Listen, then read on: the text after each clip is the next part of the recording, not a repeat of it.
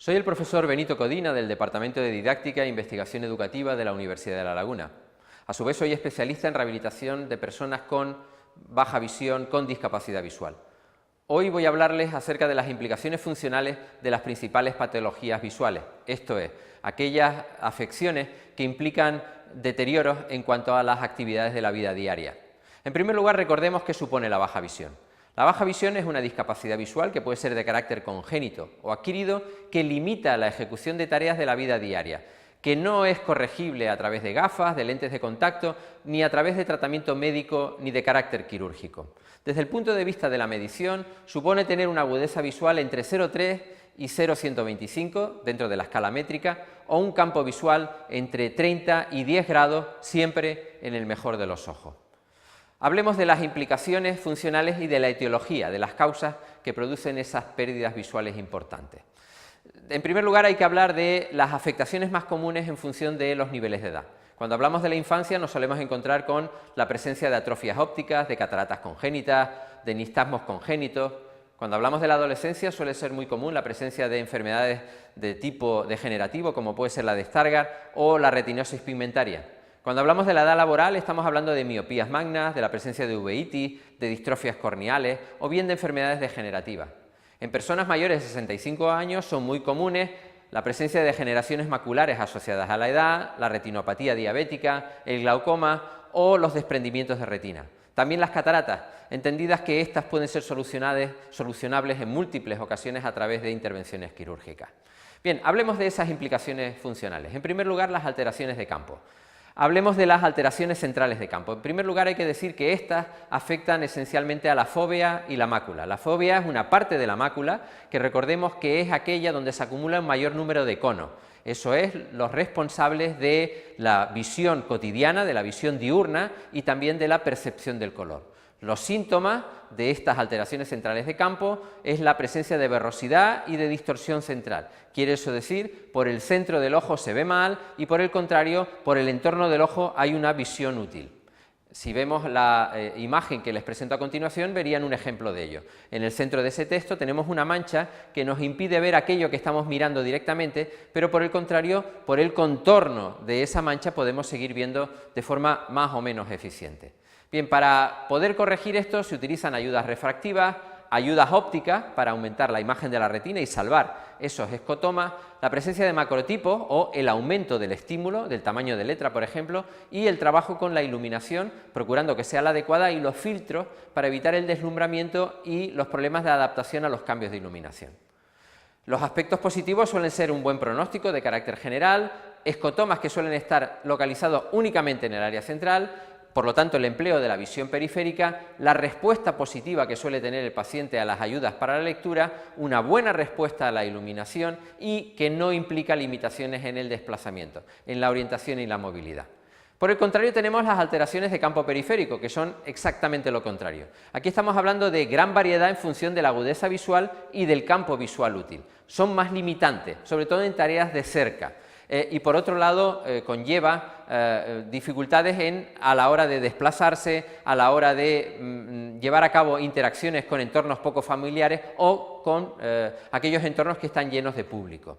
Un ejemplo sería este que vemos aquí. Como ya vemos, la lectura puede ser eficiente, aunque el número de palabras que se pueden leer de una sola barrida es menor, pero las dificultades fundamentalmente se hallan a la hora de desplazarse porque tenemos baja visión en cuanto al campo inferior o campos laterales. Las anomalías en la presión intraocular. Recordemos que la presión intraocular es aquella que permite que la estructura del ojo se mantenga, la estructura interna del ojo se mantenga estable.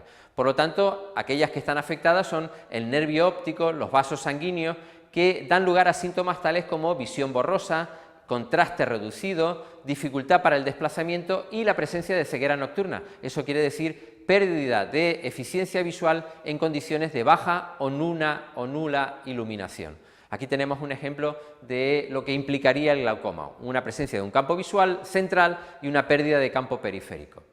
El procedimiento correctivo suele ser a través de la refracción, a través del empleo de filtros para evitar el deslumbramiento, de la mejora de la iluminación, del empleo de material de alto contraste y sobre todo en el trabajo a la hora de desplazarse, a través del empleo de habilidades suficientes de orientación y movilidad. Las anomalías en la retina pueden ser múltiples, vamos a tratar las principales.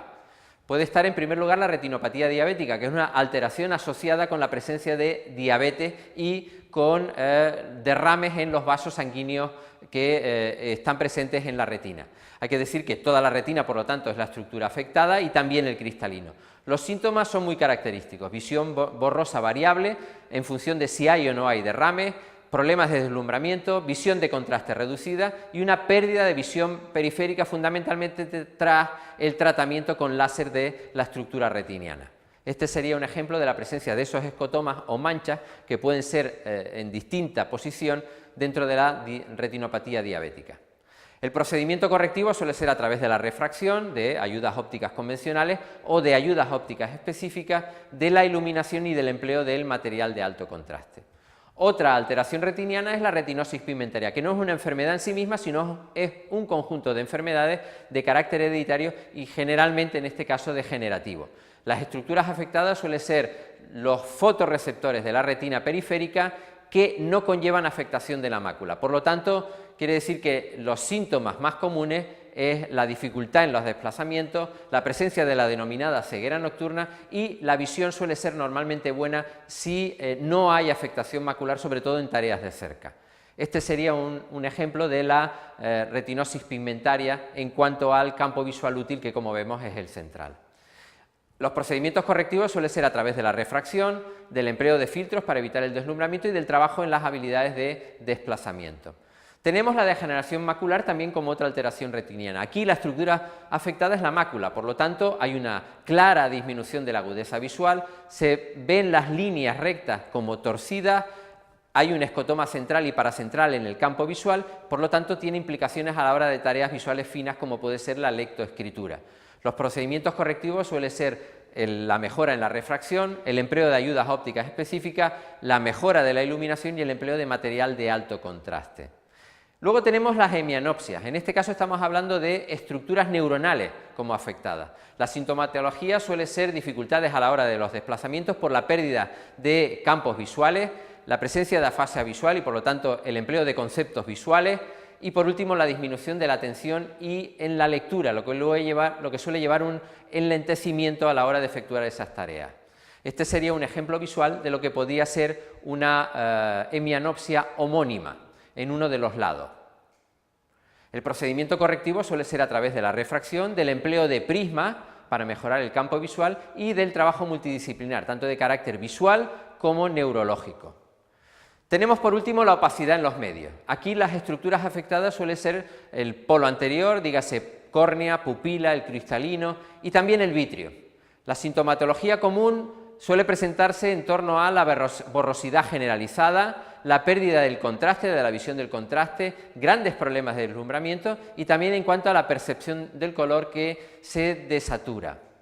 Este sería un ejemplo, en este caso, de, pongamos, una catarata y por lo tanto la visión que se vería desde la visión normal y desde la visión alterada. Los procedimientos correctivos suelen ser la mejora en la refracción, el empleo de filtros para evitar ese deslumbramiento y adaptaciones a los cambios de iluminación, los tratamientos antirreflejantes, el empleo de material de alto contraste, la mejora en los sistemas de iluminación, el aumento de baja potencia, el empleo de lupas televisión, fundamentalmente con polaridad invertida, esto es letra blanca sobre fondo negro y sobre todo ampliar la superficie lectora más que ampliar notablemente el tamaño de la letra porque eso no conlleva mejora. Esta sería en definitiva una visión global de las principales afectaciones que dan pie a las principales alteraciones visuales que suelen tener las personas con baja visión. Muchas gracias.